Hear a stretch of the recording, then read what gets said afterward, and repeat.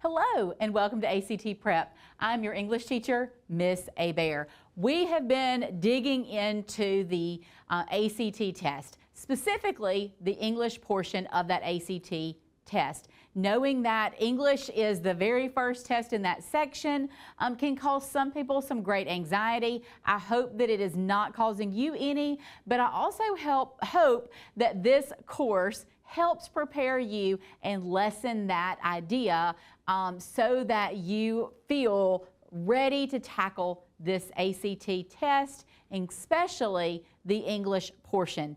Today, we are going to be talking specifically about how to prepare. What do you need to do ahead of time to be prepared for this ACT English test?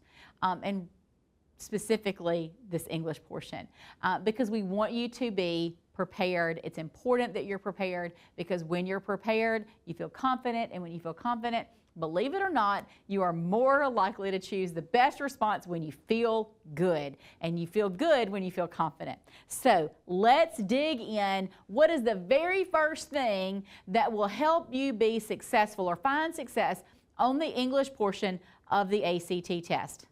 Read. There is nothing better to prepare you to read than to read, and read extensively. You want to read as much published writing as possible. This is magazines, newspapers, periodicals. Articles found in those publications are written in a standard academic style that is designed to be accessible for a wide variety of readers. Now, let me pause and say this. Published writing. When I was a kid, and I know this is going way back in the 1900s, we got magazines and we read them. There were teen magazines that were specific to my age range. There are certain magazines and periodicals and newspapers that are written at a level that is necessary for you and where you are. There are certain periodicals and newspapers and magazines that are not. Those gossip magazines, for the most part, are so full of advertisements that you don't know if what you're reading is an advertisement or a real article. So think about something that is specific. So you've heard about my daughter who has autism, but I also have a son, and my son loves four-wheelers. He loves four-wheelers. He loves airplanes. When he was younger, he loved every aspect of cars. He wanted to know as much as he could about what kind of engine comes in that car, how many of that car were produced, all of these different questions. What kind of suspension system does this four-wheeler have? All of those types of questions. Those magazines that are specific to his interest, him reading those magazines actually helped prepare him for this test. So think about those types of magazines, those that are specific towards your interest. But I will also say, read some that don't interest you, because you're going to encounter a passage in this ACT test and you're going to be like, I don't like gardening. I don't want to read about it. But if you force yourself to read some of those things that you're not really interested in, it will actually prepare you for the test. I know that sounds crazy, but it does. So maybe you're one who really enjoys science. Maybe you love all those little, the different names for the insects, and you like all of the different pieces and parts of wildlife as a whole. Maybe you enjoy birds. There are magazines out there that are specific to wildlife. There are magazines out there that are specific to photography. Find something that interests you and buy it. And then bring it to school with you. And so when your teacher says you have free reading time, and I hope that some teacher in your school allows you time during the day to just read whatever it is that you want to read. And if they don't, then maybe read on the bus. Read somewhere, but you should be reading every single day. But buy a magazine every other month, every 2 or 3 months that you like, and read through those articles. And then find someone else who may not have the exact same interest, but they have a different magazine, and trade with them. They can read the magazine that you just read about cars and what kind of engines come in these cars and all of these different nuances about cars, and they can read that, and you guys can talk about that if you want to.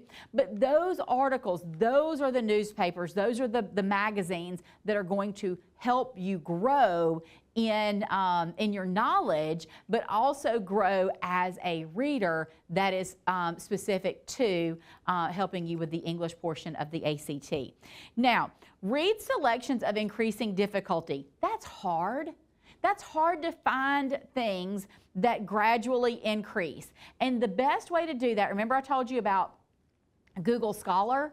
The best way is to start small with newspaper articles, and then move to those very specific magazines, and then move up to those Google Scholarly articles.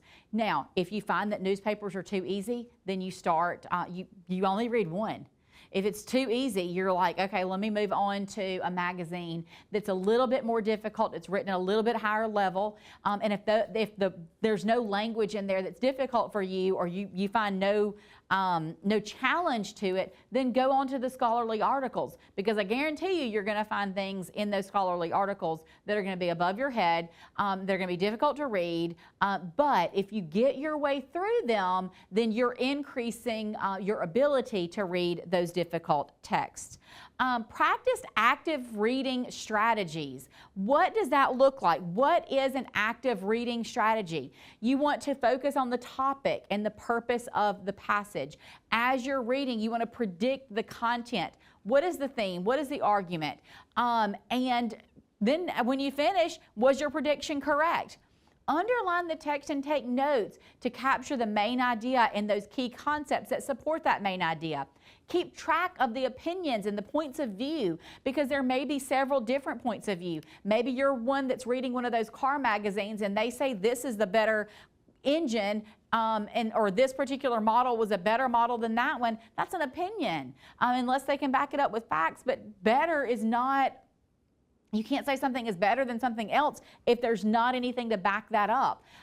So think about that. Lastly is ask questions and make those personal connections. Believe it or not, the more personal connection that you can make with an article or with any text that you're reading, the more likely you are to retain it. So remember I talked about gardening? Miss Hebert does not like to garden because I'm not very good at it. But there are some things that if I can make that personal connection to, I have found success in raising a plant. First plant I ever have kept alive for more than 6 months. I've actually kept it alive for 3 years. It's because I have a personal connection to it. And so because I have that personal connection, I've been researching, okay, how do I know if it's got too much water or not enough water? Or why are my leaves turning these weird spiral looking things? You know, and so the more personal connection that you have to something, the more likely you are to care about it. All right, let's talk about writing and editing. The ACT English test puts you in the place of a role of an editor. Remember I talked about when I teach English, I have students peer review. That's an editor's role. An editor reads someone else's work and makes those nuances, makes those style corrections, makes those grammar corrections. Take that idea of what an editor is and make it happen. You can do that if you've been practicing. Again, I think that was the word of the day, the last class. Today, the word of the day again is practice. The more that you practice being an editor, the better you will get at it. All right? The best way to identify the correct answers or the best answers is predict the fix. Remember when I was talking about when I read and I get to that underlined section and I haven't looked at the question itself yet, and I've said, oh yeah, that underlined section, it's got a period in there, but the next sentence starts with a conjunction, so it probably is going to tell me I need a comma there. So if I'm making those predictions, then when I go over to the questions, I've already answered that question, and it takes me less than 2 seconds to answer that question because I've made that prediction. And so then I have more time on a more difficult question. So that's something to keep in mind with writing and editing. I got a couple of more strategies for writing and editing. If you are struggling with a particular skill on the English test, such as sentences and fragments and precision and those kinds of things, and you are making those errors, then you want to practice that skill. Ask your teacher for some strategies, and I'm going to give you some strategies in the courses, in the course information that will come later, but you want to practice the skill that you're not very good at. You should be deliberately seeking out unpolished or poor quality writing. Where's the best place to find that? The person sitting next to you. Ms. Abear just said that out loud. I sure did. Not everybody in your class is a good writer. Not everybody in your school is a great writer. Seek out their papers. Find things. Ask some of your lower classmen. Ask some of your peers. And you're not going, hey, you're a bad writer. Let me have your paper so I can, so I can edit it. You don't want to say it like that. You want to be nice about it. You want to talk in a way that that kind of helps build them up. Or, hey, dude, I hear that Miss Allen signed you an essay in this. Can I review it for you? Can I be your editor? I know that sounds nerdy, but nerdy can be good. Nerdy is going to get you a 36 on this English part of this ACT. It's okay to be nerdy. But seek out those papers that are not very well polished, that aren't very well written, and help your peers. So you're doing two things. You're helping them and you're helping yourself. So you're getting everything that you need and they're getting something that they need, and that's that reciprocal relationship that is so necessary in society. So let's help our fellow man, Edit somebody else's work. You can do this, but don't do it in a way that sounds like you're being narcissistic, like I'm better than you. You probably aren't. But the more practice that you do, the better you will get. All right, let's continue. Test familiarization and practice. Boy, that's a whole mouthful, isn't it? You should always go into the test with a strong understanding of what to expect. Be familiar with the ACT format and content. How do we do that? Practice, practice, practice. What's the next section say? The next bullet point. Have students practice test items. Use practice tests to identify. Lord, everything in there is talking about practice, practice, practice. Again, that's our word of the day. The best thing that you can do to prepare is to practice.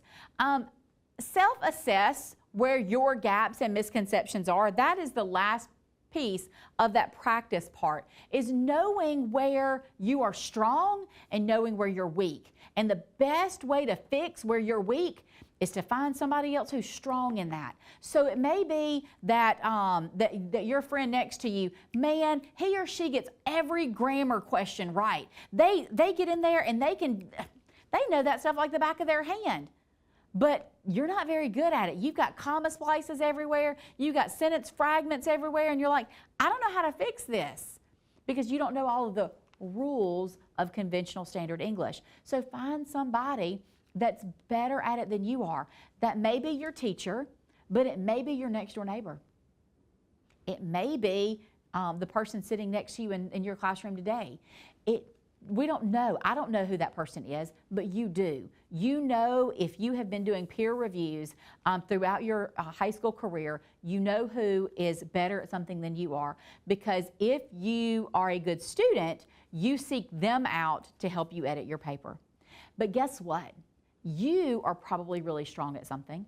And so you can help someone else where you're strong. So maybe you're really strong at knowing how to organize that paper. Man, I've got these sentences. I know that first sentence has to introduce my topic. I know I've got to have those supporting details. I know I've got to have that evidence. And then I know I have to not just conclude this paragraph, but I've got to lead into that next paragraph. I'm really good at that.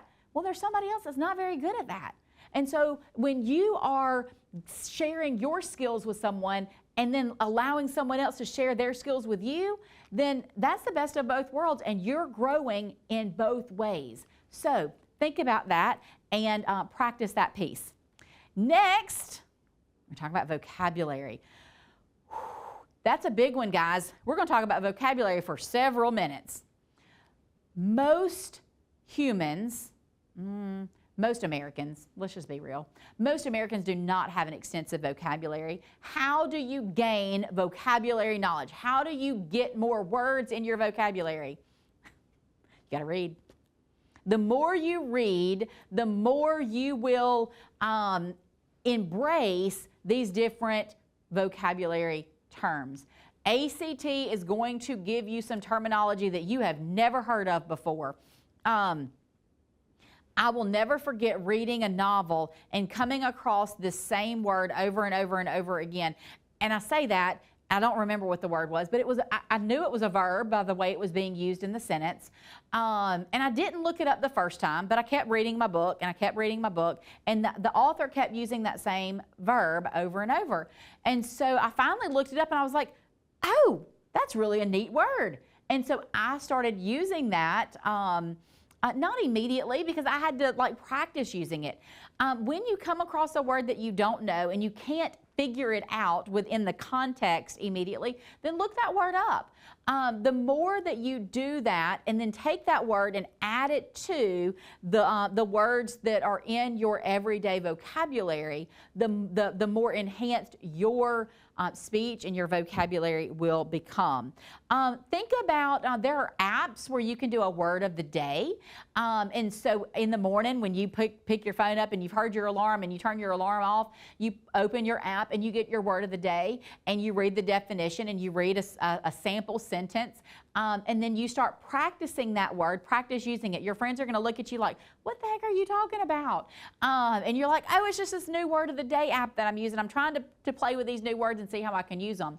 So that's, something that will help you improve your vocabulary. So first, read. The best thing that you can do for your vocabulary is read.